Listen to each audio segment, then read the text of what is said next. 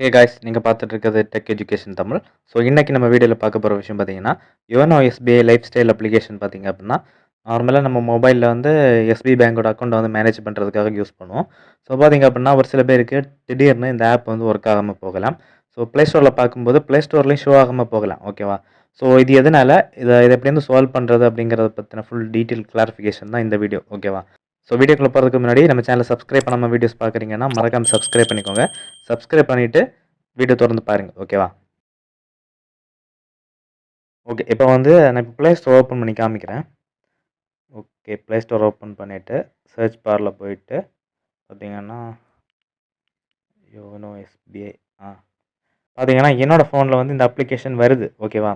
So இது பார்த்தீங்க அப்படின்னா ஒரு சில பேருக்கு வந்து ப்ளே ஸ்டோரில் சர்ச் பண்ணும்போது கூட இந்த அப்ளிகேஷன் வந்து நாட் அவைலபிள் அப்படின்னு காமிக்கும். ஓகேவா? ஸோ இது ஏன் இந்த மாதிரி இருக்கும் அப்படிங்கிற டீட்டெயில்ஸை வந்து இதிலே போட்டிருப்பாங்க. ஸோ இப்போ நான் வந்து காமிக்கிறேன். ஓகேவா?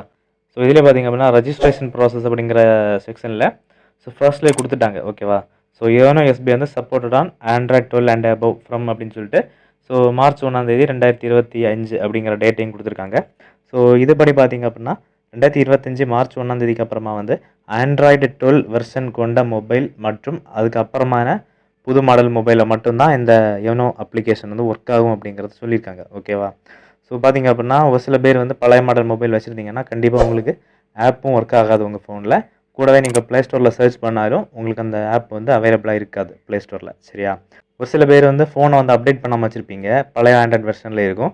ஸோ அப்படி இருந்தீங்கன்னா நீங்கள் வந்து ஓஎஸ் அப்டேட் பண்ணிக்கோங்க.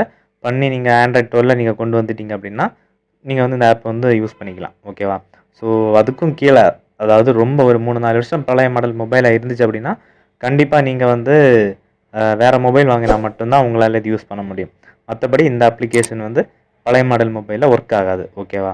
ஸோ இப்போ உங்களுக்கு கிளியரான ஒரு டீட்டெயில் கிளாரிஃபிகேஷன் கிடச்சிருக்கும் அப்படின்னு நினைக்கிறேன். ஸோ இந்த வீடியோ உங்களுக்கு யூஸ்ஃபுல் இருந்துச்சு அப்படின்னா மறக்காம லைக் பண்ணிக்கோங்க. அண்ட் இந்த வீடியோ உங்கள் ஃப்ரெண்டுக்கு மறக்காம ஷேர் பண்ணுங்கள். ஸோ இதே மாதிரி நெக்ஸ்ட் வீடியோவில் சந்திக்கிறேன். அது வரைக்கும் நன்றி.